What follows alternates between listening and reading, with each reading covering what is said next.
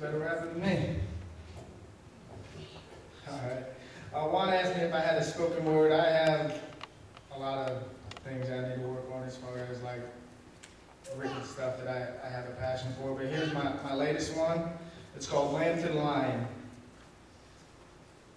The lamb that was slain, the lion who is now king, and you can't put him in a box and you can't lock him in a cage. He holds all things. That's including the keys to death, hell, and the grave. Let me ask you a question. Would you taunt a lion if you knew he could escape?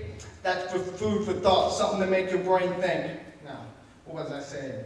Oh yes, this lion can't be tamed. They put him in a borrowed tomb and they rolled a stone in away. Satan thought he had victory, so he started to celebrate. But that celebration went in when Christ rose on the third day. That tomb was only borrowed because he wouldn't be there to stay. But since then, many have tried to take his throne, but they all end up just the same. They're dead and gone. But the remains still remain. But the tomb remains empty where the stone was rolled away. That's because he's risen, he's living, and the king still reigns. He's the Alpha and the Omega, the beginning and the end. No matter how you put it, he's still the great I am. But everybody wants fame. But at the end of the day, everybody's going to know who the real king is. Lamb of God, but he's also the Lion of Judah. The gentle shepherd, but he's also the general ruler. But he chose to leave all of heaven and his throne, to come to the earth to atone and pay the ransom for what we owe. And even if we tried, we couldn't afford to pay for it on our own.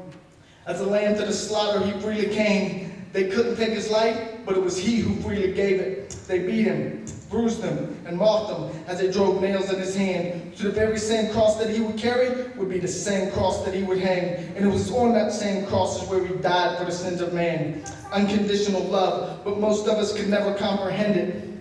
Who were we that he would love us enough to lay down his life for a friend? But that's exactly what he did when he became the sacrificial lamb. With all the pain that he felt from every punch thrown and the lashing of the 9 tails. But think about this. Before the hammer even hit those nails, he could have called his tens and thousands of angels and not even hell could have prevailed. But he displayed his greatest power when his power was withheld. Beauty and the Beast, it's not just a fairy tale. It's a true story for us to tell. The beauty is in the Redeemer, and he prevailed over the beast that's in hell. Satan had a plot, but from the very beginning it would fail. Because when the lamb laid down his life, that's when the lion was unveiled.